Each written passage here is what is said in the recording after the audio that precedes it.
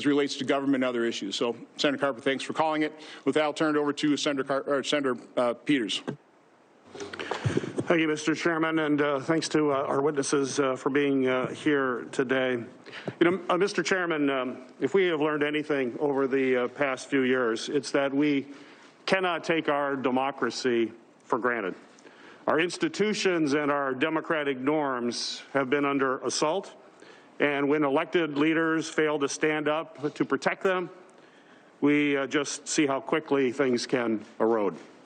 For generations, Americans have been a shining example for budding democracies around the world. We have shown the world that strong governments and free societies can thrive when political power is entrusted to the people. We have demonstrated that the will of people is above any one individual. And when voters choose their new leaders, power can be transferred peacefully. The President and many of his supporters are, unfortunately, continuing their efforts to undermine the will of the people, disenfranchise voters, and sow the seeds of mistrust and discontent to further their partisan desire for power. Whether intended or not, this hearing gives a platform to conspiracy theories and lies, and it's a destructive exercise that has no place in the United States Senate. Joe Biden won the election more than 5 weeks ago with 306 electoral votes and received the most popular votes for a presidential candidate in American history. All 50 states and the District of Columbia have certified those results. The Electoral College met Monday, and all affirm that Joe Biden will be the president on January 20th, 2021. It's a result that the majority of the American people recognize, along with the leaders of more than 150 countries around the world. Yet even after all of that, significant numbers of Republican elected officials have been slow to publicly acknowledge that Joe Biden will be the next president of the United States. I appreciate that yesterday, several of my Republican colleagues made their first public comments acknowledging this fact. And I appreciate that even the chairman's rhetoric around this election has evolved over the last 24 hours. But let me be clear, deciding to move forward with this hearing is still dangerous. Elected leaders who are chosen by the voters to help uphold our institutions and democratic values spent weeks either turning a blind eye or parroting provocative rhetoric and false claims about this election. By not speaking out earlier, even though they knew it was wrong, that there was no evidence to support these claims, and that this inflammatory rhetoric is harmful to our democracy, many elected officials gave the president and his supporters license to spread damaging lies about the election. We have known for weeks that there was no widespread voter fraud, a fact that President Trump's own Department of Justice has confirmed. There was no election interference, and the election wasn't rigged. In fact, independent election security officials and the Department of Homeland Security have called this election, quote, the most secure in American history, end of quote. We're going to hear directly from the former director of CISA, who will testify today about that fact. In the face of intimidation from the president and his supporters, including threats of violence and even death, election officials in states across the country certified their results as accurate. More than 50 post-election lawsuits filed by the Trump campaign have been dismissed or withdrawn, including by the United States Supreme Court, because there is simply no evidence to support these claims in a court of law. And despite the title of today's hearing, there were no widespread election irregularities that affected the final outcome. These claims are false, and giving them more oxygen is a grave threat to the future of our democracy.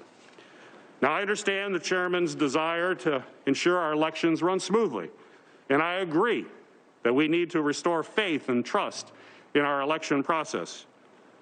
But I'm concerned that today's hearing will do more harm than good by confusing a few anecdotes about human error with the insidious claims the president has aired. Mistakes do happen in elections, but there is a difference between a clerk making an error that gets caught and corrected during routine audits and calling the entire election fraudulent or stolen when there is no evidence just because you do not like the outcome.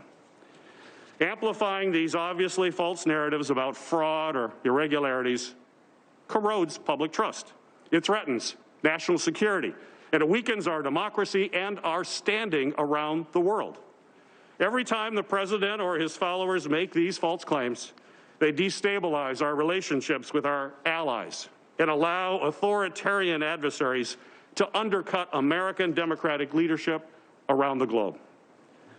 Democracy and a free society are not guaranteed.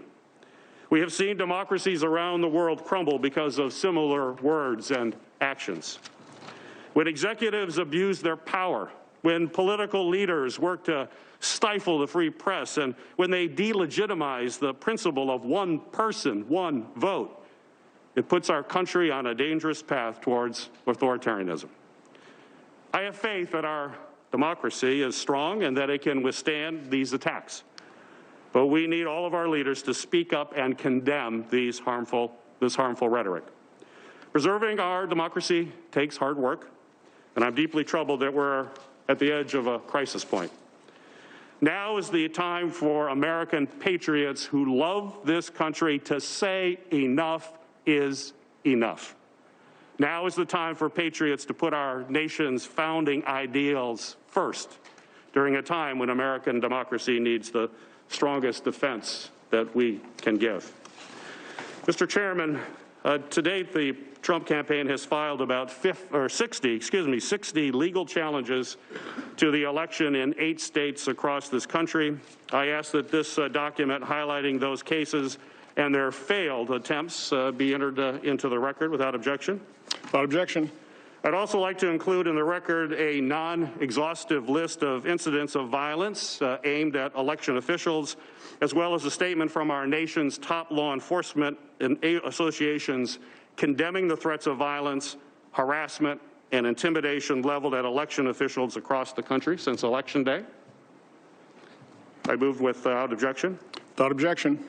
I also ask that op-eds from our nation's foremost voices on election integrity, democratic institutions, and national security, including Madeleine Albright, Michael Chertoff, Ben Ginsburg, and Stephen Brill, be entered into the record without objection. Without objection, because I'm not afraid of information, but go ahead. That's great. And lastly, I would like to enter into the record a statement from Freedom House President Michael Abramovitz. Freedom House is a non-profit, nonpartisan organization dedicated to the expansion of freedom and democracy across the world. Without objection, Mr. Chairman. Without objection. Thank you, Mr. Chairman. Again, I don't see anything dangerous about evaluating information, about doing legitimate congressional oversight. Nothing dangerous about that whatsoever. As I said in my last hearing, closed-mindedness is a real problem for a lot of the issues we face today. I should have entered in the record the Reuters article from March 7, 2018, describing in the letter from Senators Klobuchar and Shaheen. Also into the record the March 27, 2019 press release and letter from Senators Klobuchar, Warner, Reid, and Peters, which let me just read a segment from that letter again.